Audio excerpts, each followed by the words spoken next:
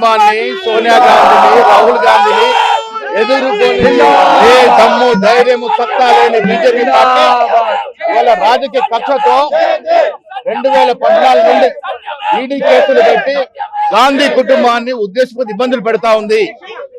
ఆ కారణంగానే 10 ఏళ్లుగా గాంధీ కుటుంబాన్ని, సోనియా గాంధీ గారి వయసు కూడా చూడకుండా నానా ఇబ్బందులు గురి చేస్తున్న తరుణంలో ఇలా ఢిల్లీ కోర్టు ఇచ్చిన తీర్పు మోడీకి చెంపపెట్టు లాంటిది. కోర్టు స్పష్టం చేసింది ఇది రాజకీయ కక్షతో కూడుకున్న కేసు అని, దీంట్లో పసలేదని.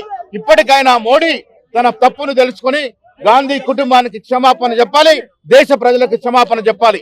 రాజకీయంగా ఎదుర్కొనేటటువంటి దద్దమ్మలు ఈడీ పేరిట, సిబిఐ పేరిట గాంధీ కుటుంబాన్ని ఇబ్బంది పెడుతున్న తీర్థనులు ప్రజలు తెలుసుకోవాల్సిన అవసరం ఉంది. కాబట్టే ఇలా శాంతియుతంగా మేము బీజేపీ ఆఫీస్ ముందు ధర్నా చేయదలుచుకున్నాం.